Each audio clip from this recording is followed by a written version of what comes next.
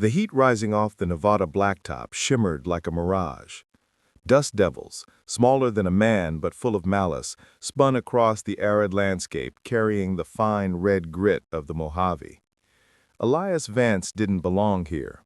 He was a creature of glass and steel, his world defined by the cool, hushed hum of server rooms and the meticulous logic of data restoration. Yet, here he was, crouched outside a derelict, weather-beaten structure that looked like a bad set piece from an old B-movie about the Cold War. It wasn't a job for the faint of heart or for the legally minded. Elias was an information archaeologist, a specialist hired for the impossible, to recover digital ghosts.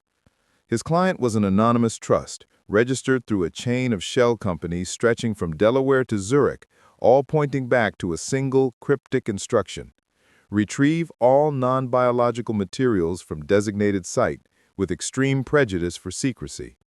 The pay was exorbitant. The penalty for discovery, unspecified but terrifying, was a built-in warning. The structure was an old private fallout shelter, one of hundreds built during the paranoia of the 1950s, but this one was different. It wasn't a family bunker. The thick, reinforced steel door and the heavy-duty ventilation system spoke of government-grade security.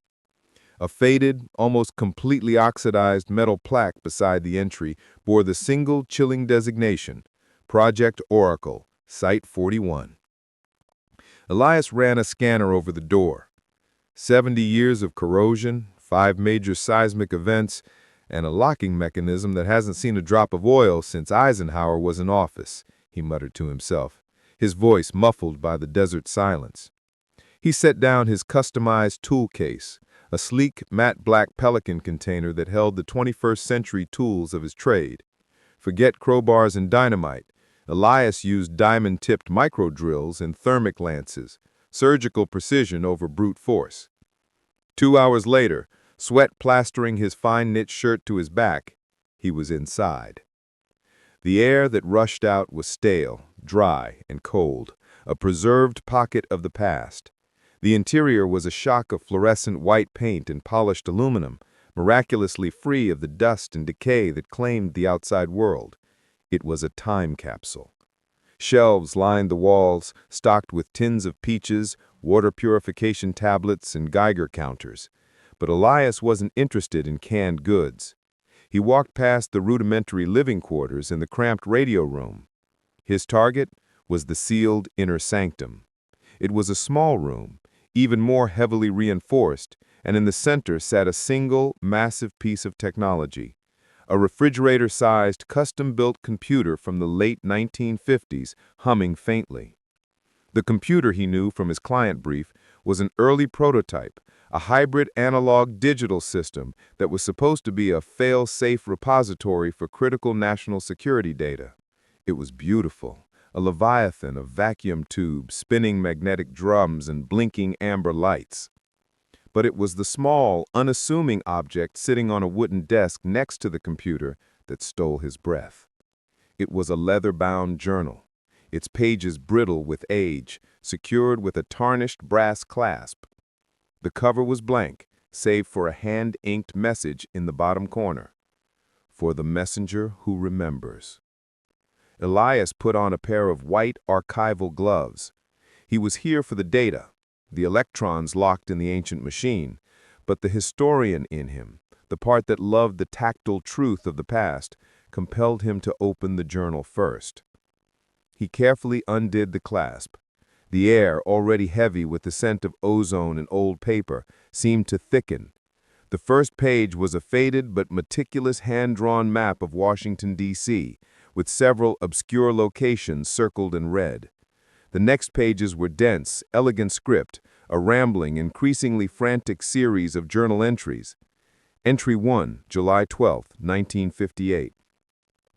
The Oracle is a success. My code is secure, my protocols are in place. The data we have stored here, the truth about what happened in 47, the scope of their influence, it is too volatile for the public, too dangerous for the White House. It must be held in stasis until a moment of pure, unbiased national desperation. I am the only one left who understands the architecture, the only one who knows the key. I pray the messenger finds this before it's too late." Elias's pulse hammered against his ribs. 47? Roswell? The vague references hinted at something far grander and more terrifying than just Cold War contingency planning. He flipped several pages to the last legible entry, dated 3 days later, July 15, 1958. Entry 4, July 15, 1958. "They know I am leaving. I hear the choppers in the distance, a low thrumming that shakes the dust from the ducts. They can have the mainframe. It is inert without the sequence. The real data, the one that tells the full story of the project, is not here. It is fragmented, encoded in 7 separate locations, 7 dead drops disguised as harmless historical markers across the United States. I have listed the first 3 below. My only hope rests on the messenger. He/she must follow the data, retrieve the whole truth, and release it. The system is designed to trigger a total wipe if I don't check in by the end of the month. I am the key.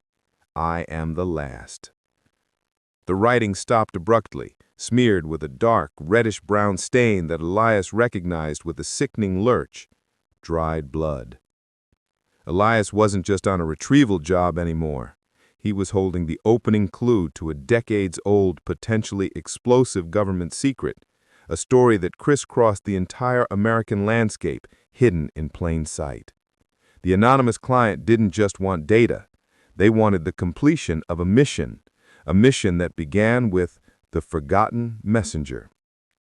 He stood up, looking at the monolithic computer. It wasn't the data on the machine that was the most valuable artifact. It was the man who wrote the journal.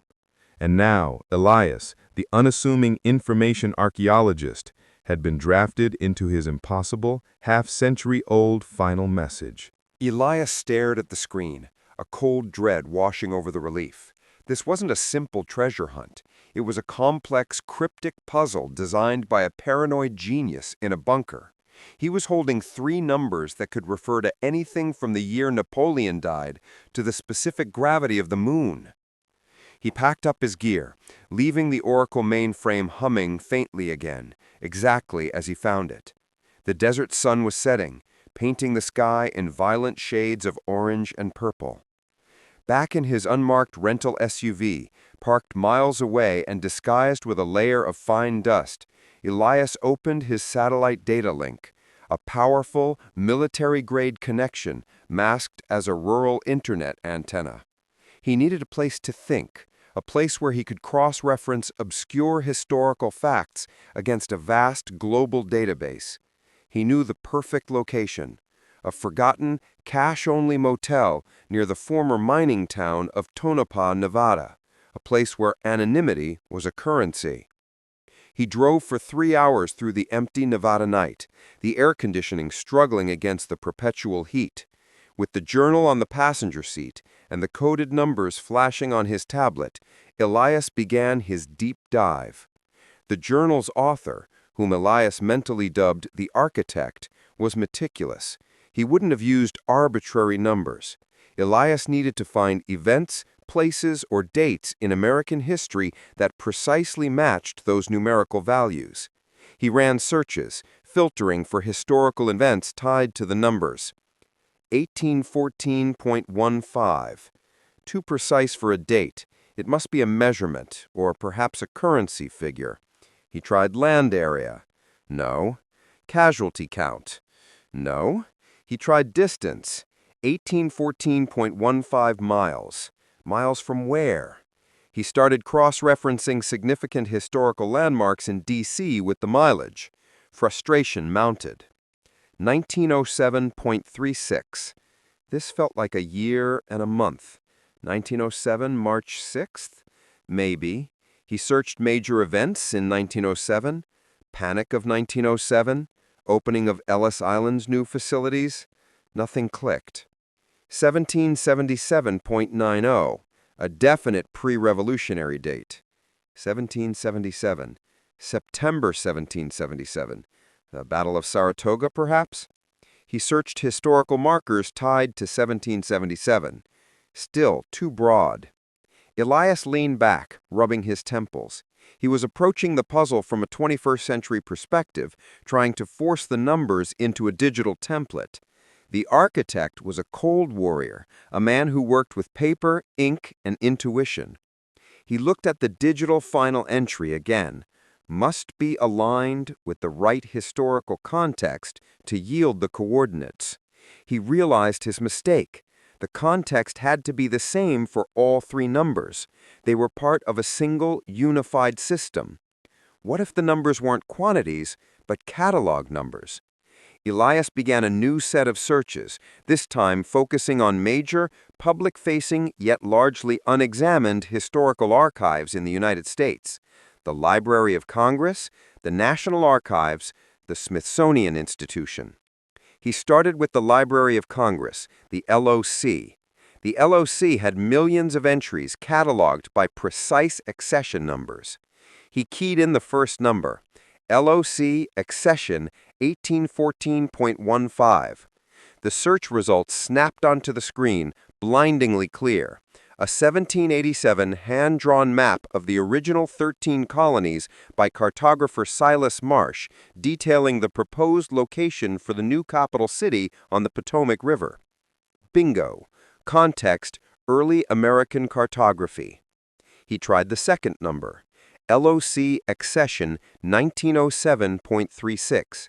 Result: a 1907 blueprint of the Washington, D.C. Union Station complex, specifically detailing the sub-basement freight tunnels. He tried the third number, LOC accession 1777.90. Result: a 1777 receipt for the purchase of land from the Piscataway tribe by a colonial surveyor named John Vance. Elias froze. Vance. The last name was an unbelievably specific, highly improbable match. It could be coincidence, but in the context of a hidden data trail left by a man obsessed with secrecy, Elias knew it was a deliberate beacon. The architect's message was clear. The map is the blueprint. The tunnels are the path. The land receipt holds the coordinates. Elias pulled up the image of the 1777 land receipt. The bottom was stamped with the surveyor's seal and an obscure handwritten notation, the 41 degrees, 54 minutes, 12.6 arcseconds. This wasn't a coordinate. It was a specific latitude, a single line running across the country, crossing dozens of states, a vast invisible ribbon of land. Elias mapped a line, the 41st parallel, and cross-referenced it with the other two locations, the D.C. freight tunnels and Silas Marsh's early map. The coordinates weren't in D.C. They were at the intersection of a vast northern line and a very specific historical place connected to the architect's life. Elias had given the first three locations of the project's hidden data fragments, and the most shocking revelation was the simplest. The forgotten messenger was likely to be a direct descendant of the architect, a member of the Vance lineage. Elias Vance, the information archaeologist, had stumbled not only onto the greatest secret of the Cold War, but into his own impossible family history. The retrieval mission was now an intensely personal one. He looked at the GPS on his tablet. The 41st parallel crossed the United States. The first dead drop was far from the Nevada desert, located at the intersection of that line and the historical land detailed in the old receipt. The target was a small, historically preserved town in Wyoming, near Cheyenne, an old surveyor's marker that had gone largely ignored for over a century, a place nobody would look twice at. Elias started the engine. The dust of the Mojave was settling behind him, but the dust of decades-old secrets was just beginning to stir. The drive from Nevada to Wyoming took a grinding 20 hours. Elias used the time to dig deeper into John Vance, the 18th century surveyor. The public record was sparse, a minor land agent, a footnote in colonial history. But Elias found an obscure Genealogical Society of America bulletin that mentioned a gap. John Vance had a son, but the records of the subsequent generations vanished entirely after the 1950s, a clean, deliberate slate. The architect hadn't just used his family name, he had erased it to protect his descendants, expecting the messenger to be the one to eventually rediscover the truth. The pieces were now falling together with terrifying clarity. Elias arrived in Cheyenne, Wyoming, and followed his coordinates 40 miles out to a desolate stretch of high prairie. The location was starkly beautiful, a vast, unbroken horizon beneath an enormous sky.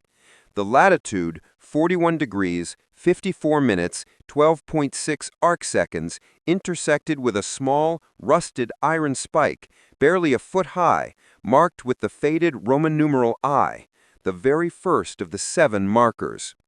The spike was the dead drop. He ran a low-frequency sonar scan over the ground around the marker. 10 feet down, the density reading spiked, indicating a small, non-ferrous metal container sealed in concrete. The architect had hidden the data beneath a symbol of the very history he was trying to protect. Elias worked quickly and professionally.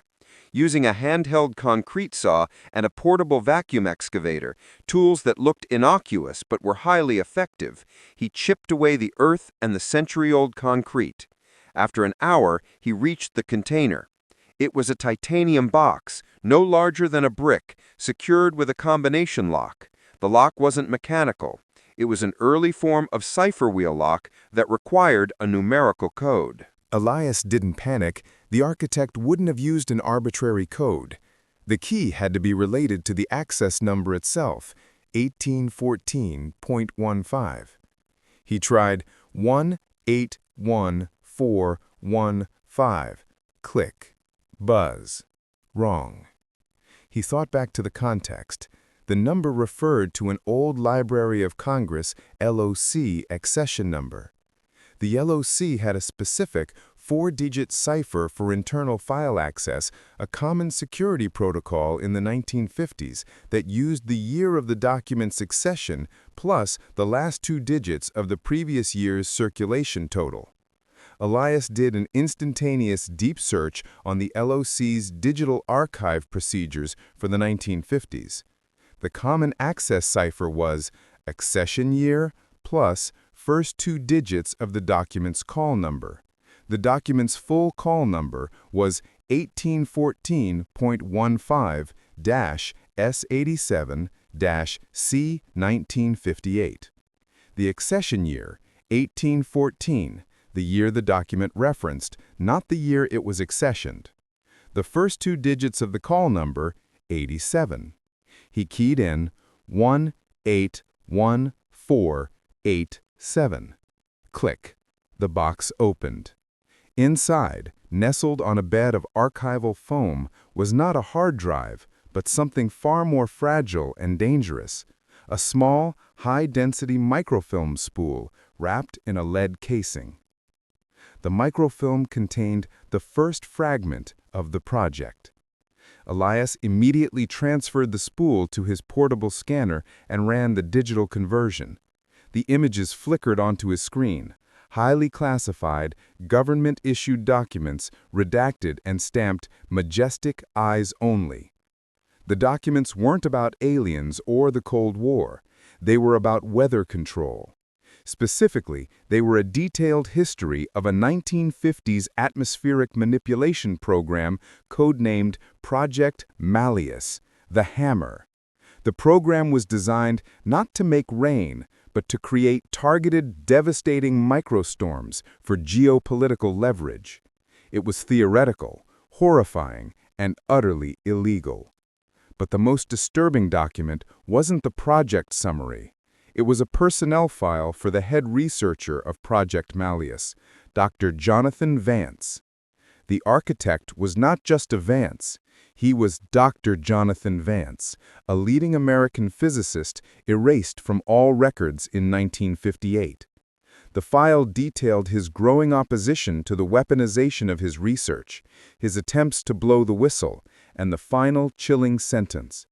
Subject designated hostile witness, elimination protocol approved by the Council of 7. See file J7. The data from the first dead drop didn't reveal a national secret.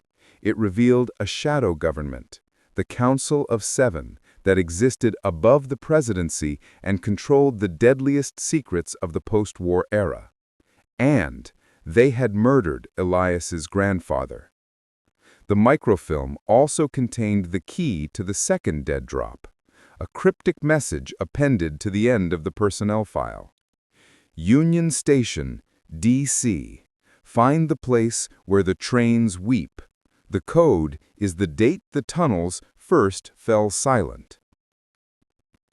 The second location was confirmed, the Union Station sub-basement freight tunnels in Washington, D.C., and the code was based on a date of historical silence.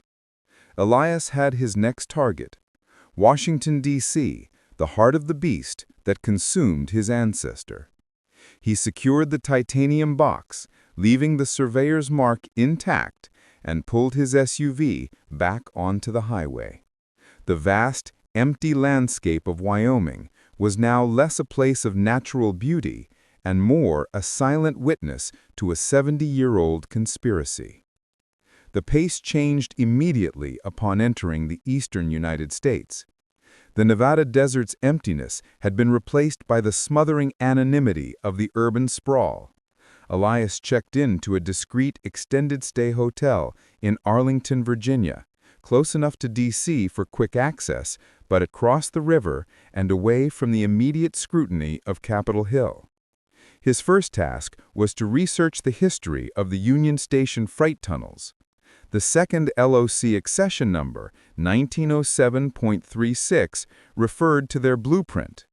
These tunnels were massive, subterranean arteries used for moving mail and freight underneath the station, but they had been decommissioned decades ago, sealed off, and mostly forgotten. Elias needed to find the date they first fell silent. He dove into digital archives of the Washington Post and the National Railway Historical Society. He filtered for Union Station, freight, and closure. The official closure date was 1986, but Dr. Vance was killed in 1958. Elias needed a date of a first silence, an earlier temporary one.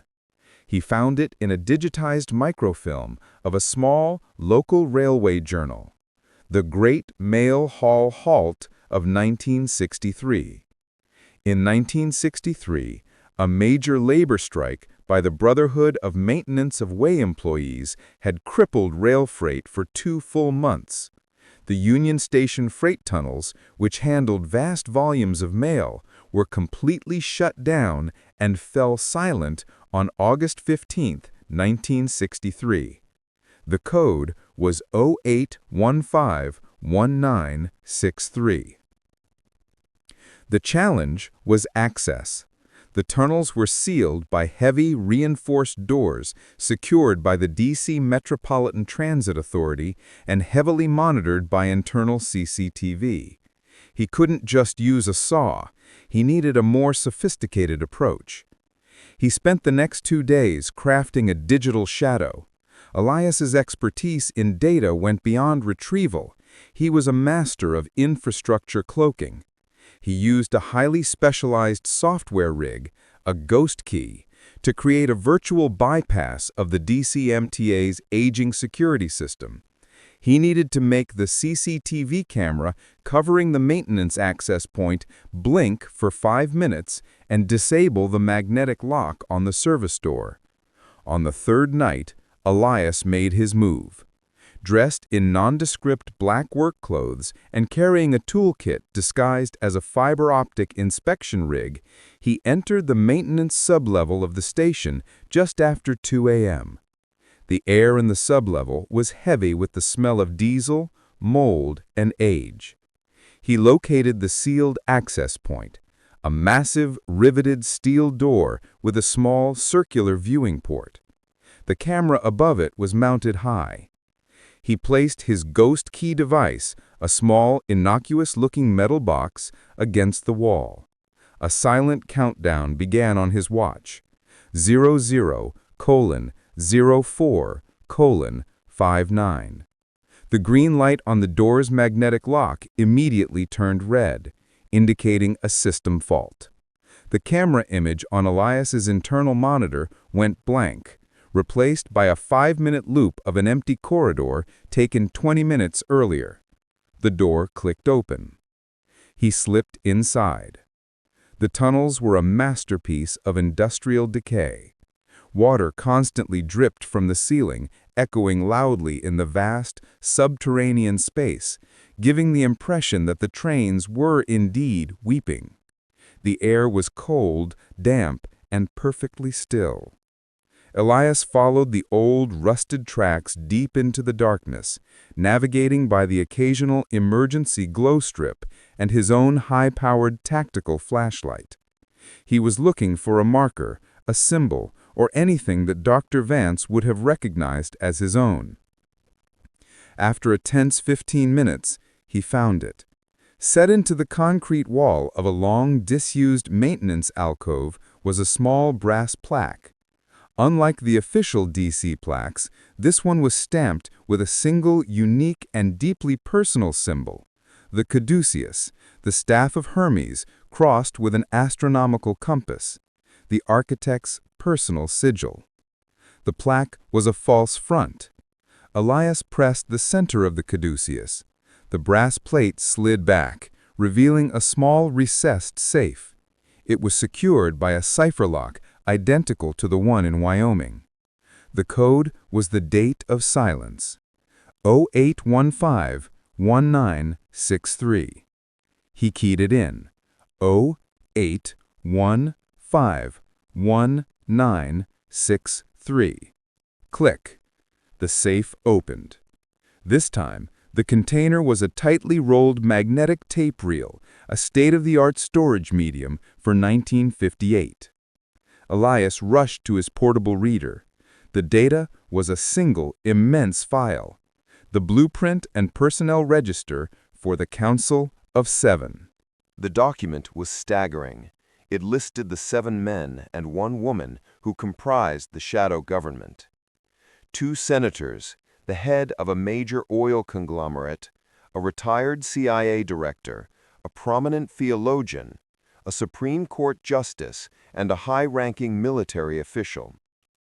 The list detailed their current positions, their aliases, and their connections to Project Malleus.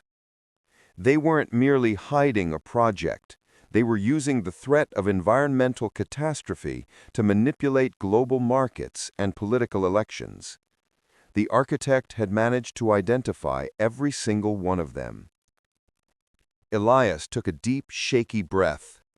He had the names of the most powerful people in America, all of whom were complicit in his grandfather's murder and the exploitation of his research.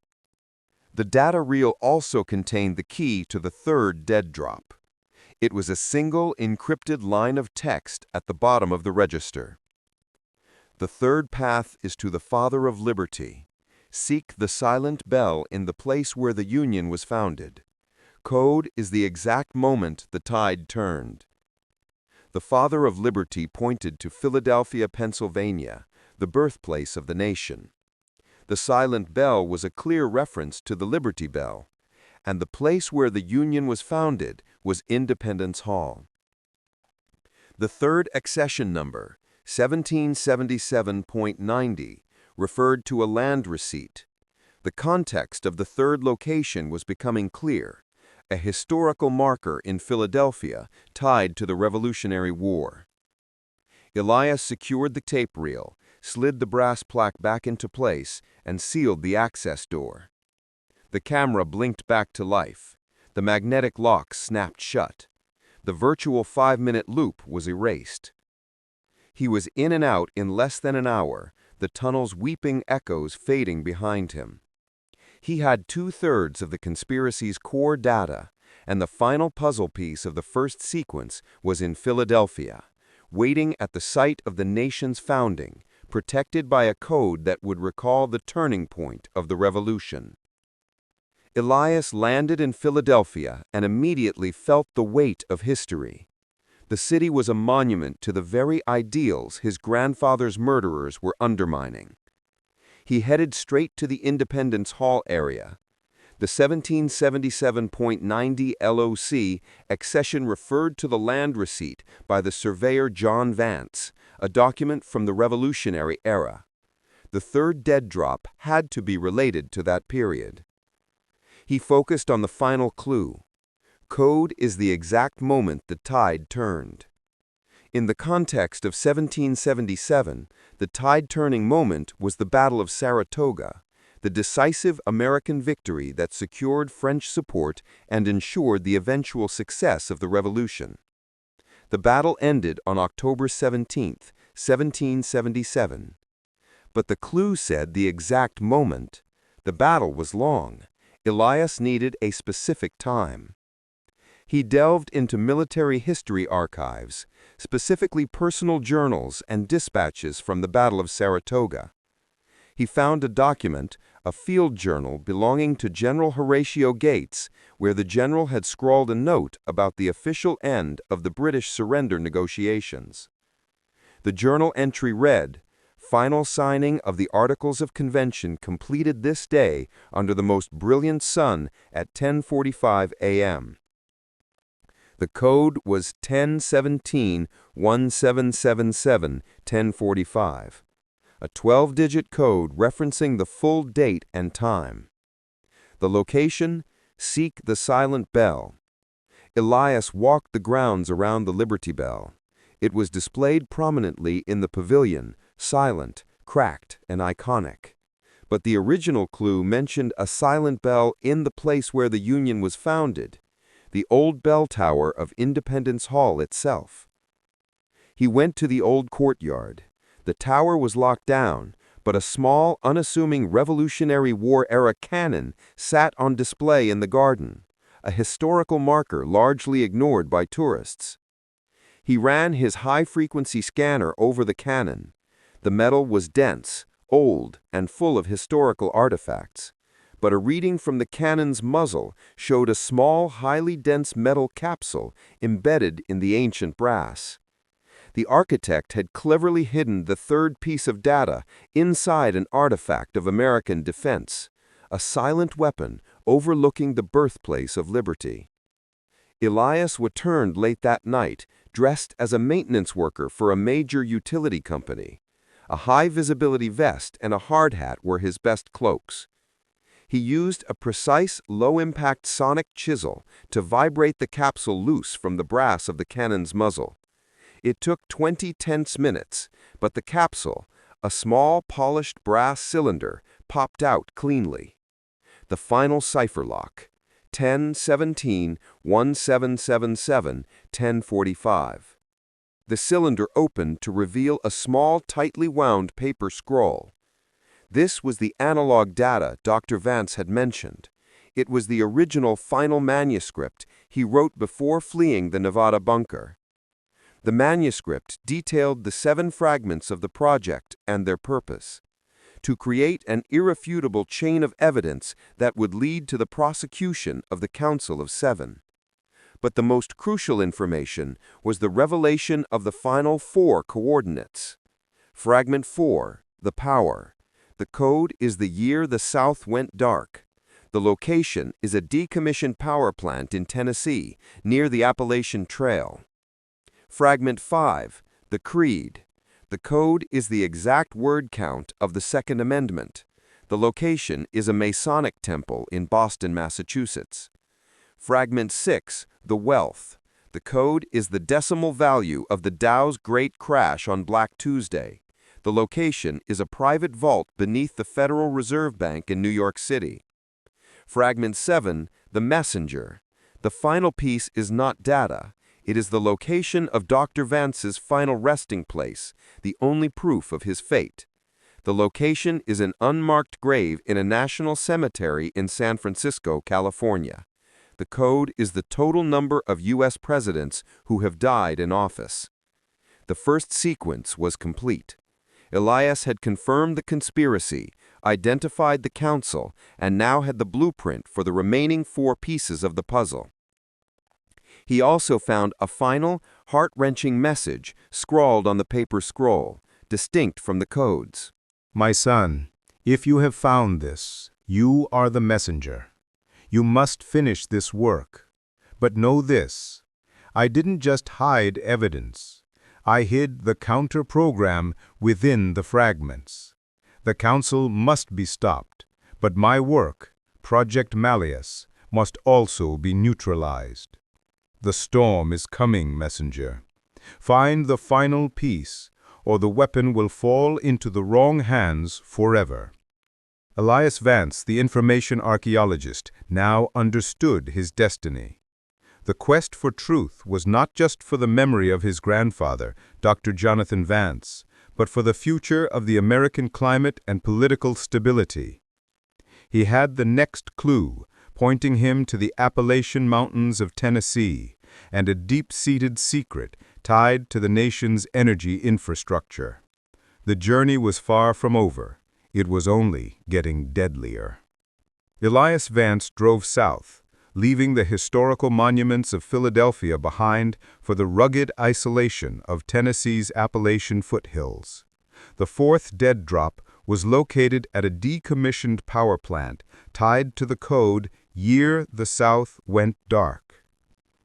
Elias suspected this referred to a major power grid failure, a significant blackout that would be memorable yet historically obscure enough to serve as a secure cipher. He began his research while driving, using his vehicle's sophisticated satellite link to dive into electrical engineering archives and regional history. He searched for major power outages in the southern United States between 1950 and 1980. The most famous was the Northeast blackout of 1965, but that didn't fit the geographic clue. He finally hit a small regional news archive from the Tennessee Valley Authority. In the late 1960s, a perfect storm of environmental factors, a record drought lowering reservoir levels, combined with a severe coal shortage, led to a cascading failure across the TVA grid. This was compounded by a catastrophic substation fire in Knoxville. The outage was not a single moment, but a period of rolling blackouts and mandatory industrial shutdowns that crippled the region's manufacturing output.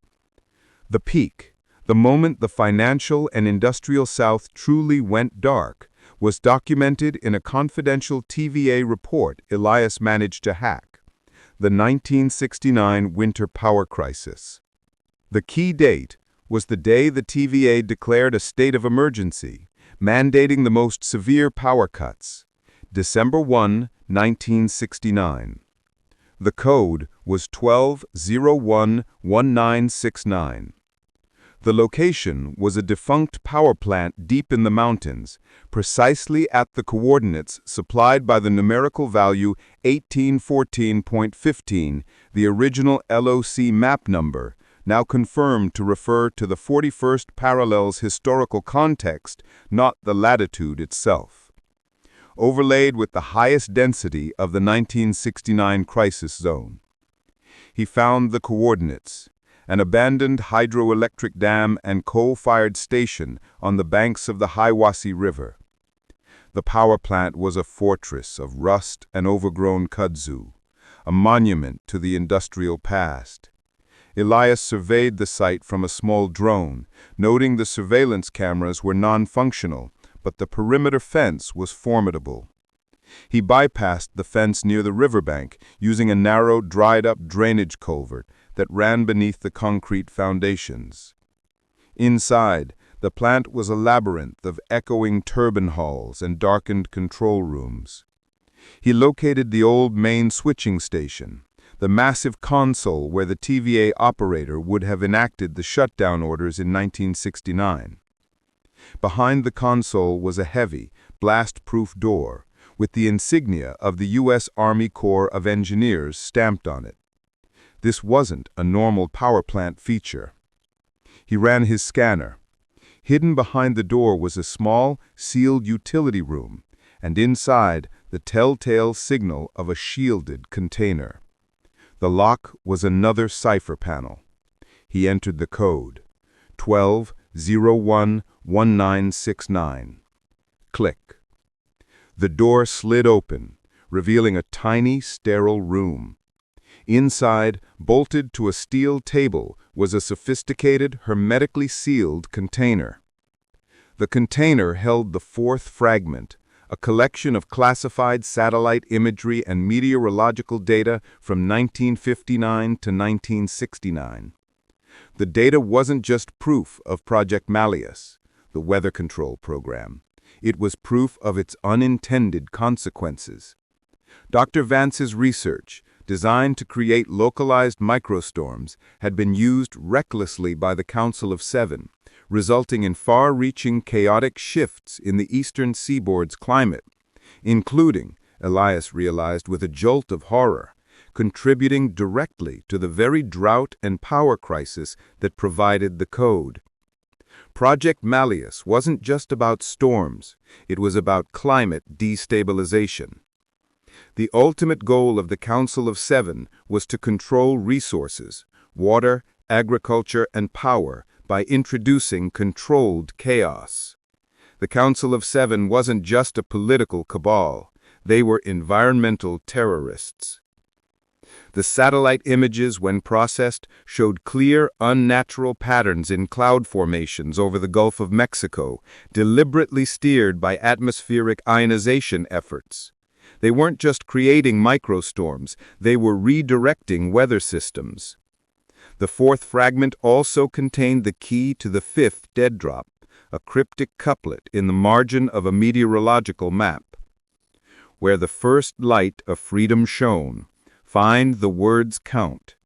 The architect's key hides in the stone of the first craft. The first light of freedom was Boston, Massachusetts. The words count pointed to the Second Amendment clue. The first craft referred to the Masons and their founding architecture. The destination was confirmed, a Masonic temple in Boston.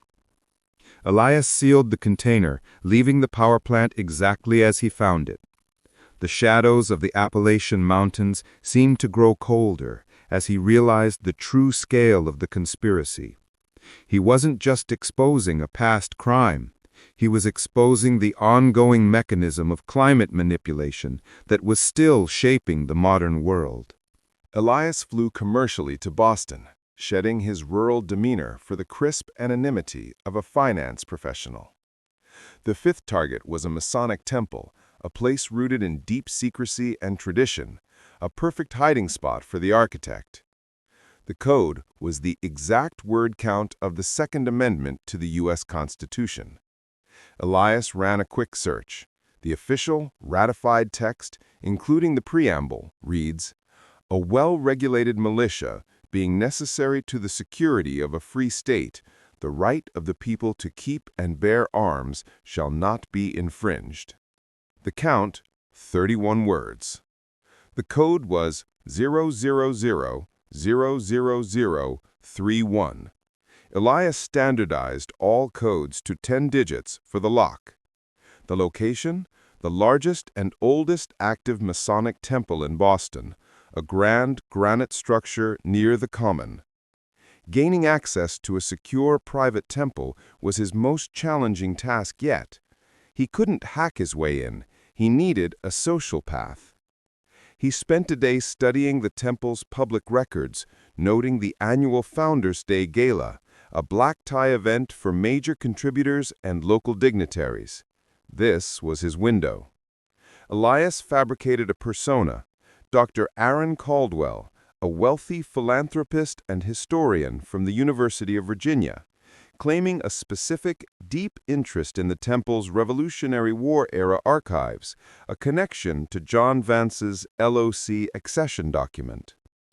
Using his contacts from the anonymous Swiss trust, who clearly possessed massive resources, Elias secured a verifiable but discreet last-minute ticket to the gala. He even managed to get a brief private audience with the Grand Master under the guise of discussing a potential large donation. The night of the gala, Elias, impeccably dressed, moved through the ornate halls, his focus razor-sharp. He located the archives room on the third floor, a hollowed space filled with centuries of documents and artifacts. The Grand Master had mentioned that the archives were protected by a century-old, low-tech security system of interlocking copper wires and pressure plates, easily defeatable but noticeable if triggered. During a long-winded toast, Elias slipped away. Using a custom-built electromagnetic dampener, he temporarily neutralized the low-voltage security field around the archive's door and silently picked the historical pin-tumbler lock. Inside, the air was thick with the scent of leather and age. He went directly to the central pedestal, which held a large first-edition Bible, the Great Book of Constitutions. He ran his scanner over the stone pedestal. The signal was weak, but definitely there. A small concealed compartment in the base. The lock was built into the bronze base plate, disguised as a decorative crest. He keyed in the code, 000-00031. Click. The compartment slid open. The fifth fragment was a small gold-plated digital storage device, a microchip, a technology far ahead of 1958. The data on the chip was devastating.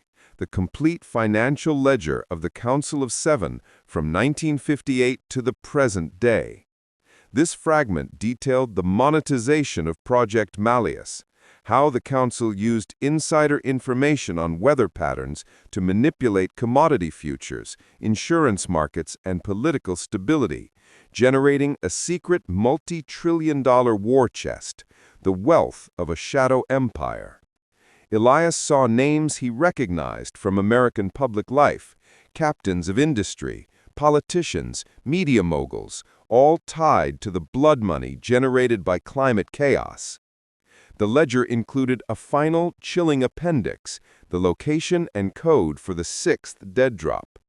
It wasn't a poem or a note, but a cryptocurrency wallet address written in a 1950s cipher. This confirmed the architect had anticipated the ultimate evolution of global finance.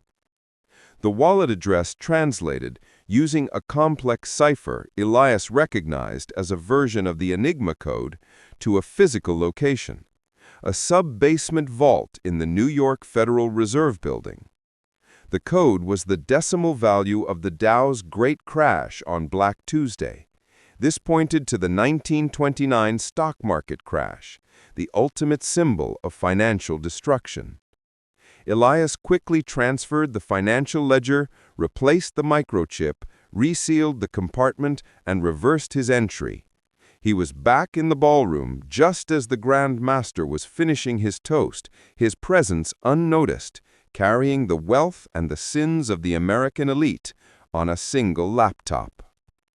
The next stop was the financial heart of the world, New York City, to confront the heart of the Council's wealth.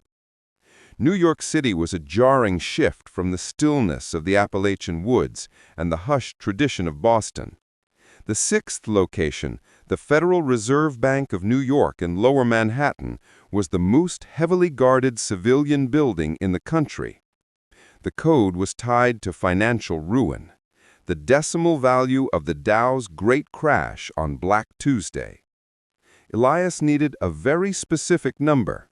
The crash on October 29, 1929, was a percentage drop. On that day, the Dow Jones Industrial Average dropped 11.7%. However, Elias realized the architect wouldn't have used a percentage. He needed a raw, non-rounded decimal value tied to the initial collapse.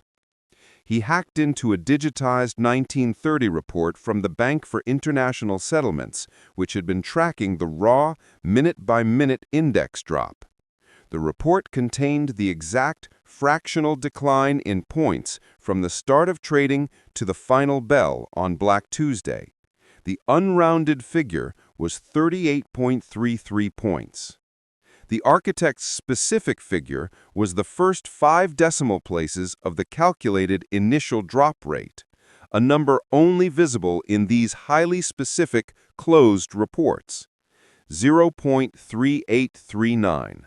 The 38 points of the 11.7% drop, expressed as a decimal value of the full index. The code was 0003839. Accessing the vault beneath the Federal Reserve was an impossibility.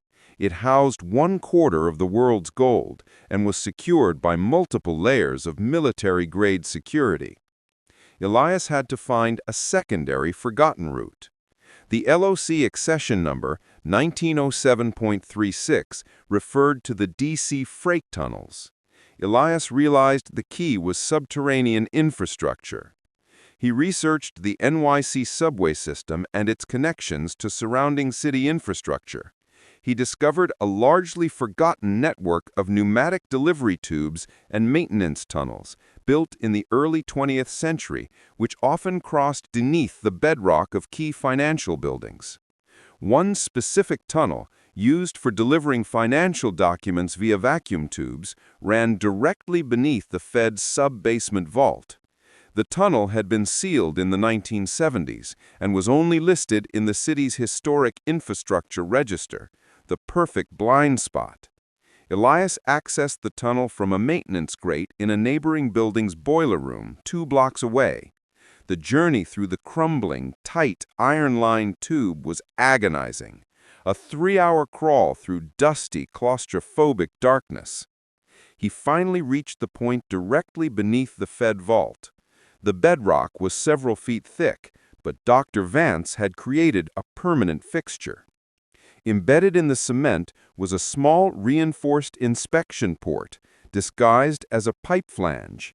It had a cipher lock, identical to the others. He keyed in the code, 0003839. Click. The flange unscrewed, revealing a capsule large enough for a laptop.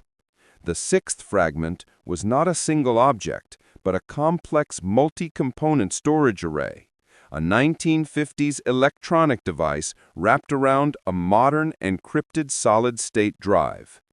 This was the Compter program. The SSD contained a sophisticated, self-executing software package designed to neutralize Project Malleus. It was a decommissioning code and tracking algorithm that could locate and shut down the few remaining Malleus ionization stations hidden globally, effectively stopping the Council's ability to manipulate the weather. The digital file was protected by one final layer of encryption, a passphrase. Elias scrolled to the final appendix of the physical components, the key to the 7th and final dead drop, and the passphrase.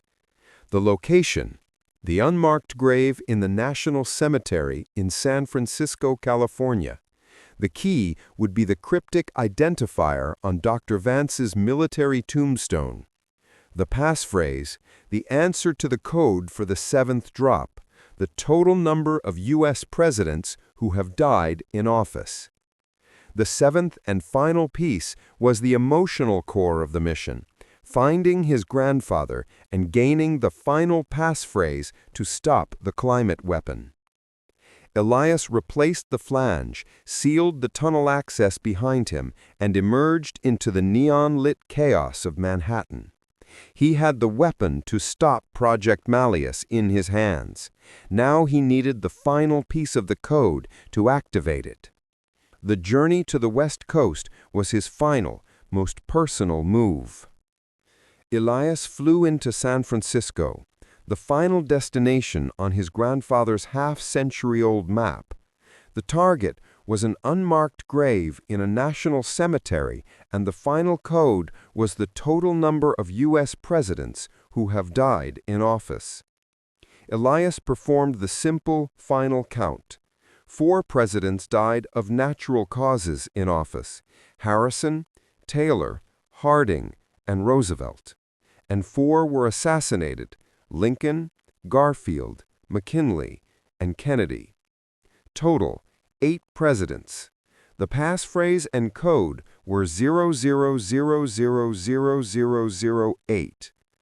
Elias drove to the massive, sprawling San Francisco National Cemetery at the Presidio, a beautiful, solemn area overlooking the Golden Gate. Elias checked the cemetery's digital and paper records. They contained no entry for a Dr. Jonathan Vance. As the architect intended, he had been scrubbed. But the paper scroll from Philadelphia gave him one final clue.